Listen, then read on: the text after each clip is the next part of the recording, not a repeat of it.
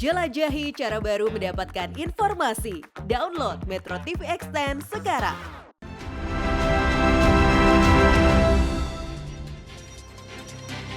Terima kasih Anda masih bersama kami dan kita akan lihat juga jajak pendapat selanjutnya yang sudah kami lakukan melalui media sosial berikut ini pemirsa. Apakah pertumbuhan ekonomi ini telah diikuti pemerataan? 63% mengatakan belum, 37% mengatakan sudah. Nah, saya juga ingin tahu pendapat dari anak muda begitu Bapak-bapak. Sudah bergabung bersama kami malam hari ini mahasiswa FEB UI Azmi. Selamat malam Azmi. Halo, selamat malam, Mbak.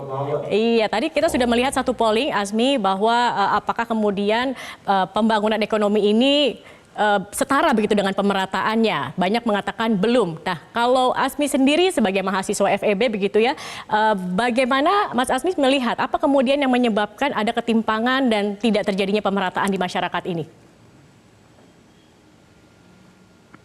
Oke, mungkin pertama mungkin kalau membahas ideologi ekonomi, sejak kemerdekaannya tahun 1945 Indonesia ini telah mengusung Pancasila dan Undang-Undang Dasar ya sebagai pondasi ideologinya. Dan salah satu prinsip dasar dalam konstitusi adalah keadilan sosial bagi seluruh rakyat Indonesia gitu. Namun yang cukup menjadi paradoks adalah meskipun cita-cita kita adalah keadilan, puluhan tahun Indonesia merdeka kita bukannya mencapai keadilan tersebut, malah ketimpangan itu semakin membesar gitu. Ya mungkin kita setiap tahunnya melihat angka-angka yang dipublikasikan BPS ya tentang kemiskinan atau hal-hal lainnya. Tapi perlu diingat meskipun setiap tahun itu turun, kita perlu ingat gitu, apa yang dipublikasikan BPS itu adalah rata-rata gitu. Pada survei terakhir ya, kemiskinan Indonesia itu emang di bawah 10% gitu. Tapi di Papua ada yang kemiskinannya masih di atas 20% gitu. Begitu pula di provinsi-provinsi lainnya gitu. Banyak yang masih di atas 10% gitu. Mungkin kalau membahas ketimpangan tersebut, menurut saya ada sekitar 3 penyebab ya kenapa kita masih jauh dari keadilan itu. Yang pertama, mungkin salah satu penyebab ketimpangan itu adalah di Indonesia itu masih didominasi oleh sektor-sektor ekonomi tertentu yang dikuasai oleh oligarki dan kelompok bisnis. Dan tadi juga udah di-mention kalau ternyata tanah di Indonesia itu cuma dikuasai segelintir orang saja gitu.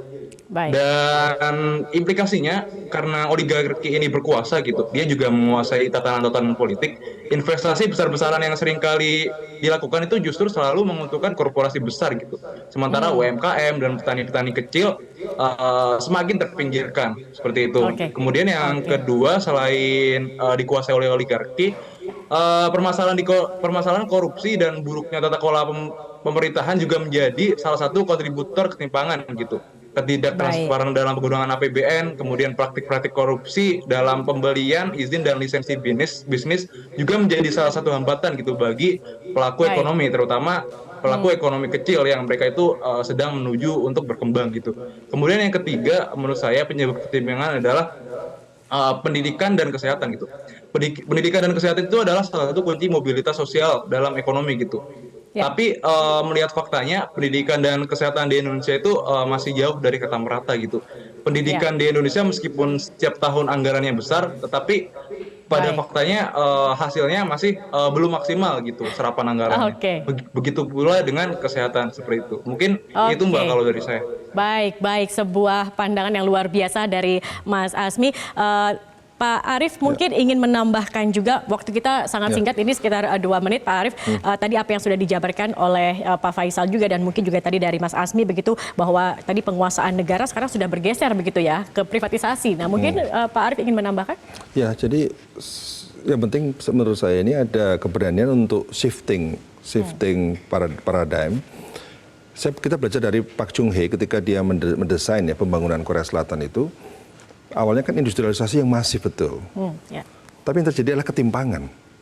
Sehingga Pak Chung Hee berani mengoreksi bahwa kalau ini diteruskan, ketimpangan akan semakin tinggi dan akan terjadi problem yang lebih serius lagi. Oleh karena itu, beliau mendorong transformasi desa. Jadi industrialisasi yang tinggi tanpa ada penguatan desa itu akan menyebabkan ketimpangan yang berbahaya. Oleh karena itu gerakan Simbol Undo yang digagas oleh Pak Chung Hee di Korea Selatan itu memberikan impact yang sangat baik bagi Korea Selatan di jangka panjang.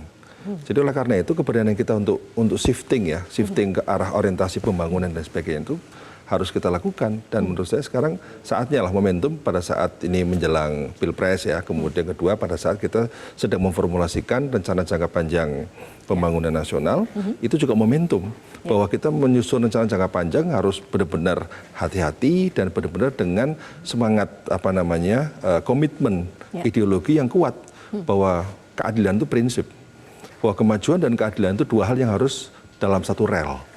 Jadi bukan kemajuan kemudian akan berdampak pada keadilan, tapi dari awal bahwa kemajuan dan keadilan itu satu rel yang harus beriringan. Itu komitmen itu yang harus diwujudkan. Itu yang harus diwujudkan. Baik, nanti kita lanjutkan perbincangan ini, menarik sekali. Kami akan kembali, pemirsa, kita akan ikuti dulu headlines pukul 22 waktu Indonesia Barat. Sesaat lagi tetap bersama kami, Divisi Negarawan.